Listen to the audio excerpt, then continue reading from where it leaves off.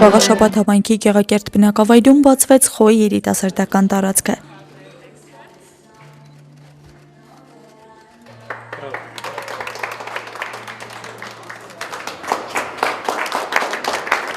Երիտասարդական տարածքը հիմնադրվել է Գյումրու երիտասարդական նախաձեռնությունների կենտրոն հասարակական կազմակերպության եւ Վաղաշաբաթի համայնքապետարանի համագործակցությամբ, Եվրոպական միության եւ Կոնրադ Ադենաուեր հիմնադրամի կողմից ֆինանսավորվող երիտասարդները գործելիս ծրագրի շրջանակում։ Այն իրականացվում է World Vision Հայաստան մեդիա նախաձեռնությունների կենտրոն եւ Գյումրու երիտասարդական նախաձեռնությունների կենտրոն հասարակական կազմակերպությունների հետ համատեղ։ Բացմանը ներկային գտնվել Հայաստանում Եվրամիության պատվիրակության ղեկավար դեսպան Վասիլիս Մարագոսը, Հայաստանի Հանրապետության կրթության, գիտության, մշակույթի եւ սպորտի նախարար Ժաննա Անդրեասյանը, մարզային ու համայնքային կառույցների պատասխանատուներ, երիտասարդներ ու հյուրեր։ Ժողովրդավարության լաբորատորիա, այսպես որակեց ԵՄ դեսպան Վասիլիս Մարագոսը, նման տարածքը միևնույն ժամանակ այն կնպաստի ոչ ֆորմալ կրթության ու կամավորական աշխատանքի զարգացմանը։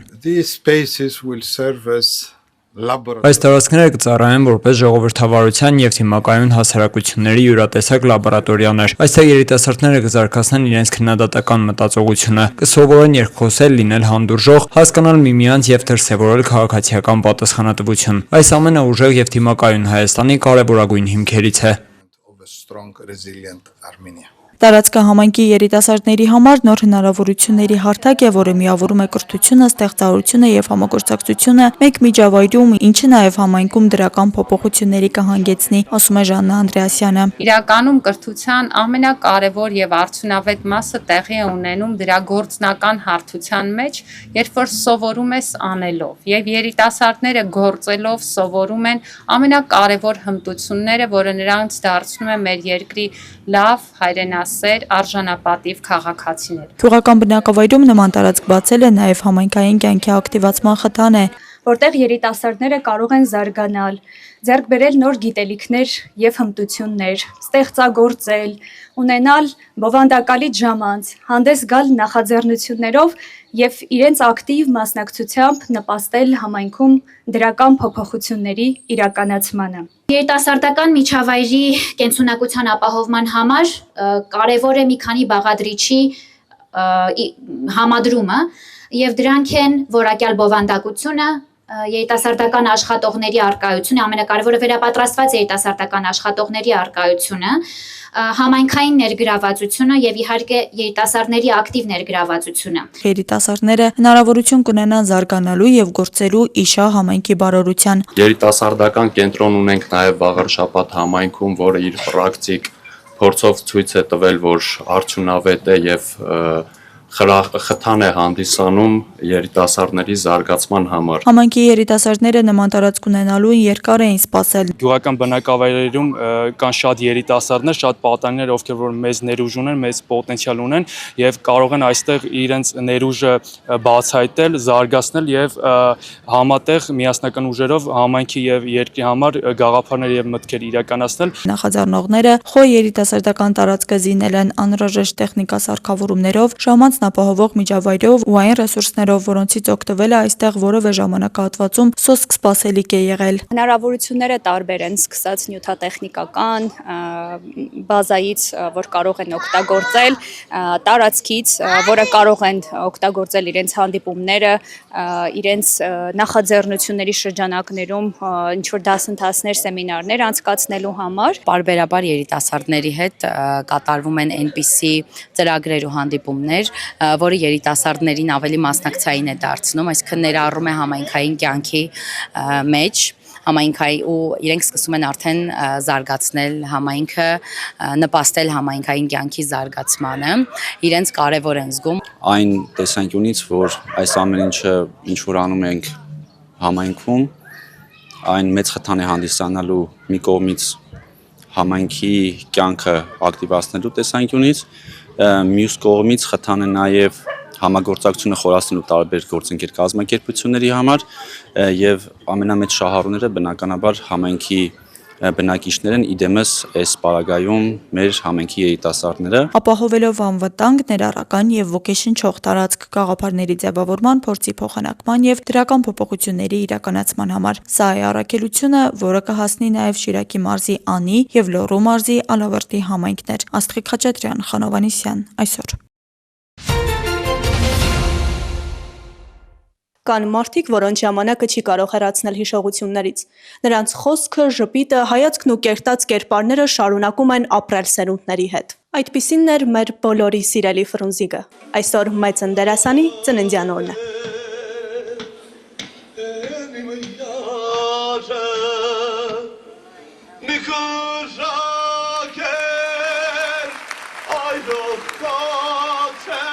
Ծնվել է 1930 թվականի հուլիսի 4-ին Լենինականում։ Իր բացառիկ տաղանդով, անկրկնելի հումորով, մարդկային խորությամբ ու անզուգական դերասանական խաղով Ֆրունզիկը դարձավ ոչ միայն հայկական, այլև խորհրդային կինոյի ամենասիրված դեմքերից մեկը։ Տեսեք,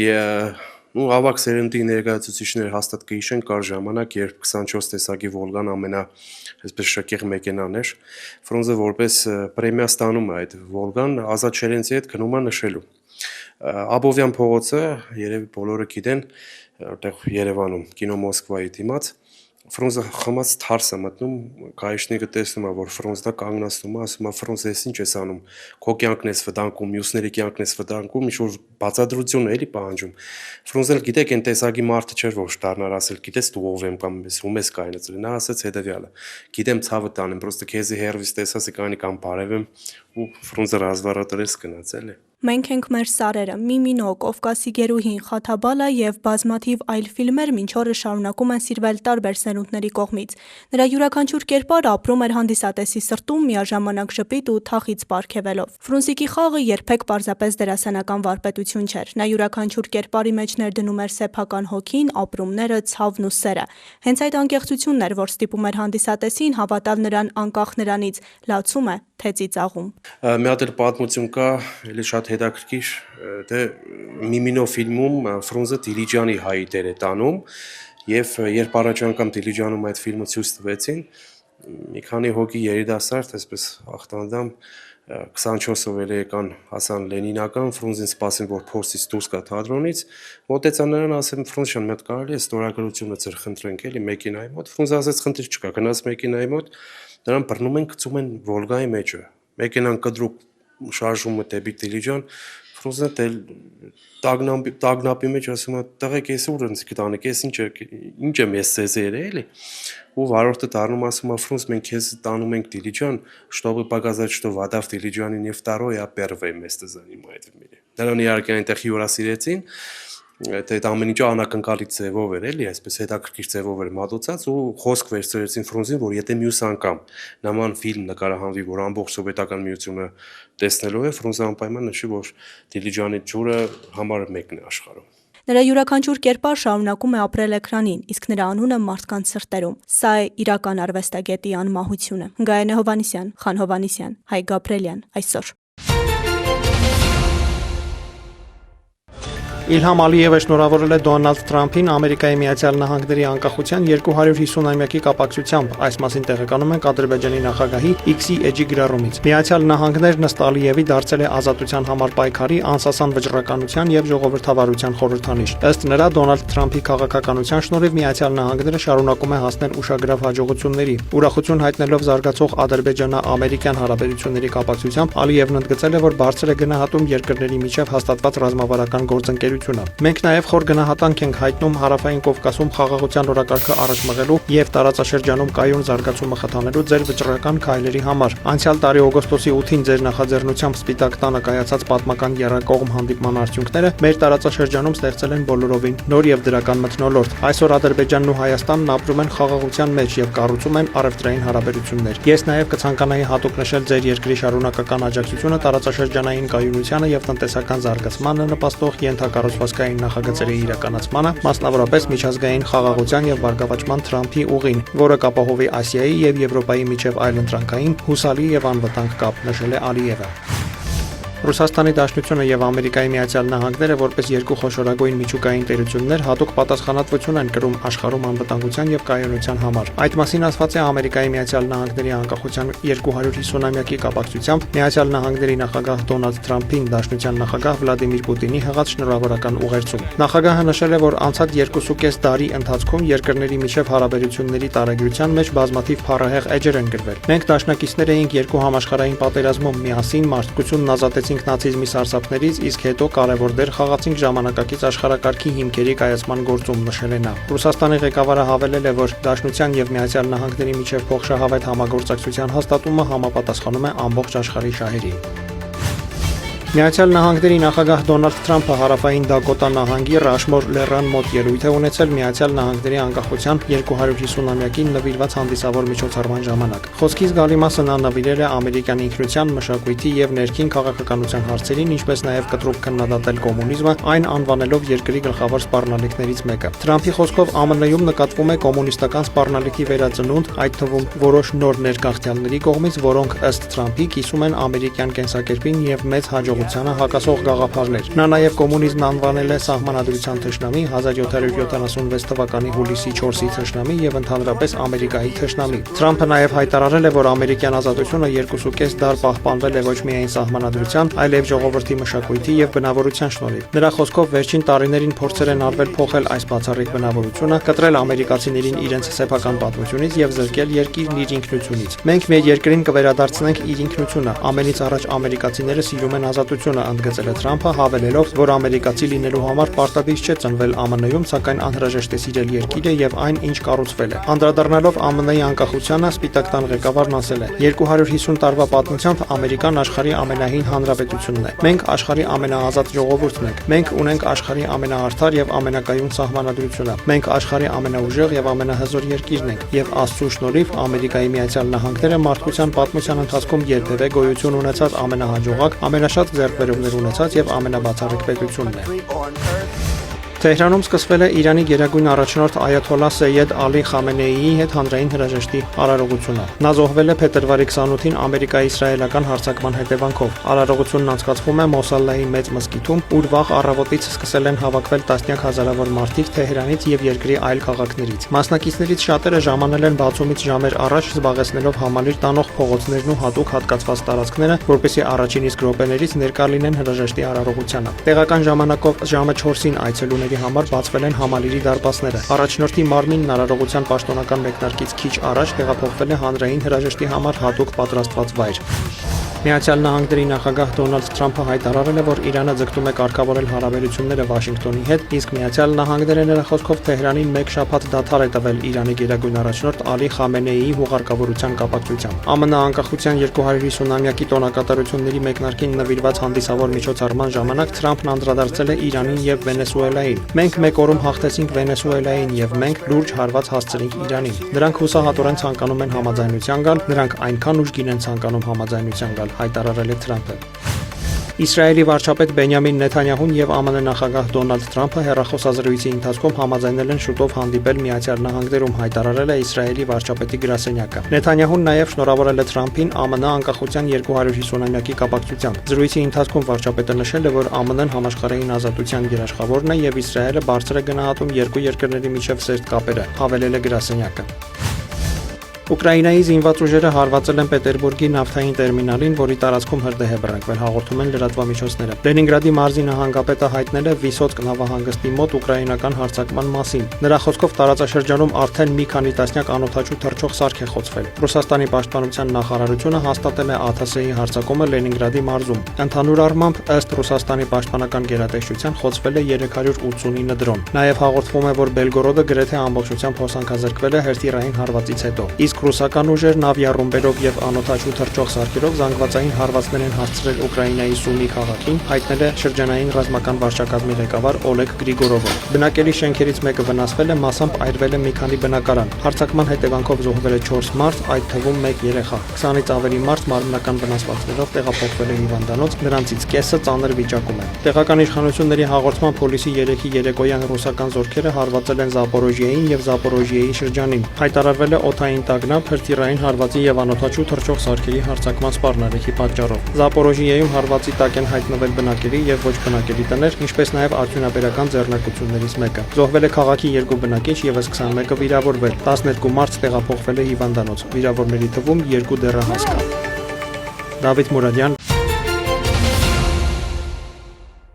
Սպորտով, ընտանիքով եւ համայնքային համախմբվածությամբ լեցուն օր էր հունիսի 28-ը Դիլիջանում։ Ամփոփվեց շուրջ 1 ամիս տևած Դիլիջանյան ղողանջներ մարզական փառատոնը, որը վերակենդանացավ 40 տարվա ընդմիջումից հետո։ Կազմակերպիչ Գարիկ Թովմասյանը նշում էր իր ծննդյան 44-ամյակը։ Հունիս ամսվա ընթացքում անցկացվեց 4 մարզական միջոցառում, իսկ փառատոնը վերադարձավ ճիշտ 40 տարի անց։ Սակայն այս պատմությունը սկսվել է շատ ավելի վաղ։ Մի քանի տարի առաջ Գարիկ Թովմասյանի 33-րդ եւ 40-րդ ծննդյան օրերը համընկան անվճար բացօթյա մարզումների հետ։ Հենց այդ ժամանակ էլ նա որոշեց, որ այսուհետ իր յուրաքանչյուր ծննդյան օրը կնշի երեխաների հետ։ 41-ամյակի առիթով կազմակերպված դրամահավաքի շնորհիվ Դիլիջանում ստեղծվեց բացօթյա մարզական այգի։ 42-ամյակի առիթով այն համալրվեց ֆուտբոլի դարպասներով։ 43-ամյակին ամբողջությամբ ցանկապատվեց ու գծանշվեց։ Այսօր այն դարձել է լիարժեք մարզական տարածք բասկետբոլի, վոլեյբոլի եւ ֆուտբոլի խաղահրապարակներով, մարզասարքերով եւ մանկական խաղային գոտիներով։ Այսօր ծնունդս է եւ ես դարձա 44 տարեկան։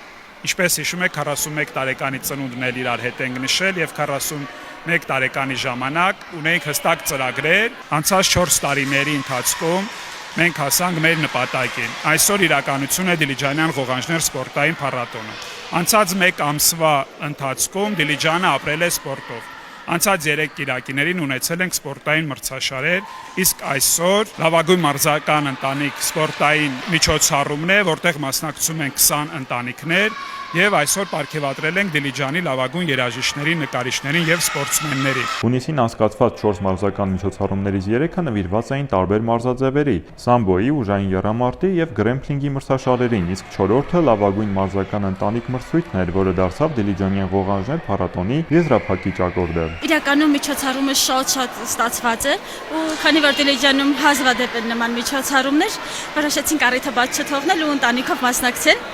Ամուսնուս երեխաներիս հետ եմ մասնակցում մրցաշարին ու շատ հավես է անցնում։ Փառատոնի ընթացքում պարգևատրվեցին նաև վերջին 1 տարվա ընթացքում լավագույն արդյունքներ գրանցած մարզիկները, ինչպես նաև արվեստի եւ մշակույթի ոլորտներում հաջողություններ ունեցած երեխաներն ու երիտասարդները։ Դիլիջանյան ղողանջներ հիմնադրամի համար կարևոր է գնահատել ոչ միայն սպորտում, այլև ստեղծագործական ոլորտներում ունեցած ձեռքբերումները։ Մրցումների ընթացքում զգացողությունները շատ դրական էին, շատ էմոցիոնալ։ Անկախ նրանից հաղթում ենք թե պարտվում, այն մեզ պարգևում է ուրախություն եւ կտրում առօրյա հոգսերից ու մտածմունքներից։ Ես որպես Հայաստանի Հանրապետության քաղաքացի եւ Դիլիջանի բնակիչ շատ կարեւորում եմ մեր տնտեսական եւ սոցիալական զարգացման հետ զուգահեռ մշակութային եւ սպորտային կյանքի զարգացումը, որի դրսեւորումներից մեկն էլ ընտանեկան խաղերի կազմակերպումն է եւ Դիլիջան ջիմի գոյությունը մեր քաղաքում, որը հնարավորություն է տալիս մարդկանց մարզվել, կտրվել առօրյա հոգսերից, փորձել իրենց ուժերը նաև այլ ոլորտում եւ համախմբում է այստեղի բնակիչներին։ Նախատեսվում է, որ լավագույն մարզական ընտանիք մրցաշարը կդառնա նախ մարզային, ապա հանրապետական, իսկ Դիլիջանյան ղողանջներ փառատոնը կդառնա Հայաստանի ամենասպասված մարզական ավանդույթներից մեկը։ Այս խաղերը ինձ համար շատ լավ անցան, չէի ունեցել մրցույթներ իմ մայրիկի հետ, դա էլ ունեցա, այդ պատճառով ավելի հետաքրքիր անցավ։ Ունեցա ավելի շատ ծանոթություններ ու մրցույթների հանդեպ իմ սերը ավելի շատ մեծացավ ու սկսեցի ավելի շատ սիրել դրանք։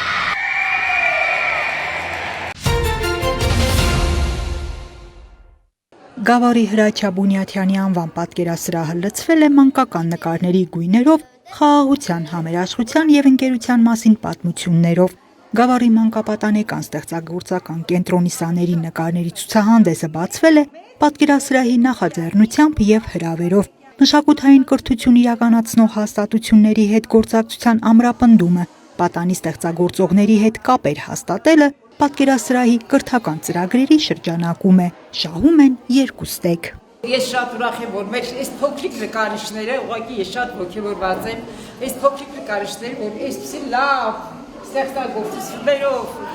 նկարներով դրանք մասնակցում են այսօրվա ցուցահանդեսին։ Մեր կապը ուղղակի հիմա երեխաներն են ամիսա։ Երեխաներ ստեղծագործում են, մենք երեխաներ պետք է տանք։ Դրանց մենք փառաբանենք, մենք պետք է ցուցադրենք, մենք պետք է հանրայնացրենք, որ բոլորը իմանան, որ մենք ունենք նման երեխաներ։ Հաջողության կայծը խորագրով ցուցահանդեսը ներկայացնում է պատանի նկարիչների քայլերը կերպարվեստի աշխարհում։ Ցուցահանդեսի կազմակերպիչները չեն բացառում, որ հենց այս երեխաների մեջ են ապագա մեծանուն նկարիչները։ Այստեղ ներկայացված բազմաթիվ աշխատանքների մեջ կան գունանկարներ, գծանկարներ, նատյուրմորտներ, կատարված են ամենատարբեր տեխնիկաներով, յուղաներկով են աշխատել, ջրաներկով, գուաշով, մատիտով։ Առայժմ մեր փոքրիկների աշխատանքները գուցե մեծ գեղարվեստական արժեք չեն ներկայացնում, բայց երեխաներին ճիշտ ճանապարհի վրա դնելու ուսումնառության ամենակարևոր փուլն են մեր սաները հաղթահարում։ Այստեղ նկարել եմ լեռ,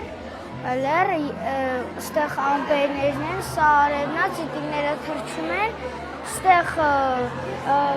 ծիտիկը իր ծագողների հետ, բունը, այստեղ է նապաստակ, այստեղ է գետա օսում։ Խաղաղության մասին, որ պետք է բանությունը չավիրել եւ չաղտոտել։ Ես սիրում եմ բոլոր գույները, նկարչությունը ինձ օգնում է մտքերս,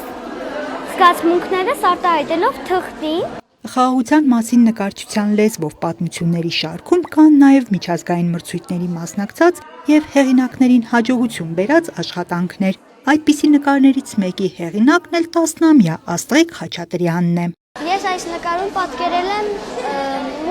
մուկը, կատուն եւ ճուտիկը իրար հետ համերաշխ պանիր են կիսել եւ ուտում են։ Նրանք իրականում համերաշխ չեն իրար հետ, բայց ես այստեղ թղթի վրա փոխանցել եմ համերաշխ տեսքով։ Մանկապատանեկան ստեղծագործական կենտրոնի տնօրեն Լուսինե Ղազազյանը մեծ պատիվ է համարում պատկերասրահում ցուցադրության կազմակերպումը, նշելով, որ մշակութային հաստատությունների գործակցությունն այսպիսով զարգացման նոր փուլ է մտնում։ Ցուցադրության բացման հանդիսավոր արարողության ընթացքում կարևորվում է նաև համայնքապետարանի աջակցությունը մշակութային կրթօջախում աշխատանքային պայմանների բարելավմանը, տեխնիկական եւ նյութական միջոցների համալրմանը, ինչը նպաստում է արդյունավետ կրթություն ապահովելուն։ Անահիտ Կարյան Հունիսի 30-ի առավոտյան 112 ծառայությունը հազանգած Կոտայքի մարզի Սոլակ գյուղի մի բնակիչ հայտնել էր, որ գողացել են տան մոտ կայանված Chevrolet Magnish-ի իր մեքենան։ Կոտայքի մարզային քննչական վարչությունում նախաձեռնվեց քրեական վարույթ, որի շրջանակում Հրազդանի համայնքային ոստիկանների ձեռնարկած միջոցառումներն արագ արդյունք տվին համայնքային ոստիկանության Մասիսի բաժնի գործընկերների եւ Արարատի մարզի պարեկների հետ համագործակցության շնորհիվ։ Պարզվեց, որ մեքենան գողացել է Սոլակ գյուղի բնակիչ 22-ամյա երիտասարդը։ Հուլիսի 1-ին երիտասարդն ու գողացված մեքենան հայտնաբերվեցին Մասիս քաղաքում եւ տեղափոխվեցին Հրազդանի բաժին։ Երիտասարդը ներկայացվել է նախաքննական մարմին, նախաքննությամբ հանգամանքները պարզվում են։ Քրեական ոստիկանության թմրամիջոցների անօրինական շրջանառության դեմ պայքարի վարչության ծառայողները ստացած հերթական տեղեկությունն իրացրին հուլիսի 2-ին։ Համագործակցելով մայրաքաղաքի պարեկների հետ քրեական ոստիկանները Մաքսանենք ճանապարհով ներկրված թմրամիջոց ձեռք բերելու եւ իրացնելու կասկածանքով ձերբակալեցին երևանցի 3 տղամարդու՝ 31, 38 եւ 50 տարեկան։ Վերջինիս վարած ավտոմեքենայով հանդերձ նրանք տեղափոխվեցին համայնքային ոստիկանության Շենգավիթի բաժին։ Chevrolet Magnish-ի մեքենայում հայտնաբերվել է 4 կգ 200 գրամ մարիխուանա, որն ըստ նախնական տեղեկության տղամարդիկ պետք է իրացնեին։ Տղամարդիկ ներկայացվել են քննչական կոմիտեի տնտեսական հանցագործությունների եւ մաքսանենգությունների քննչական գլխավոր վարչություն։ Նախաքննությամբ հանգամանքները պարզվում են։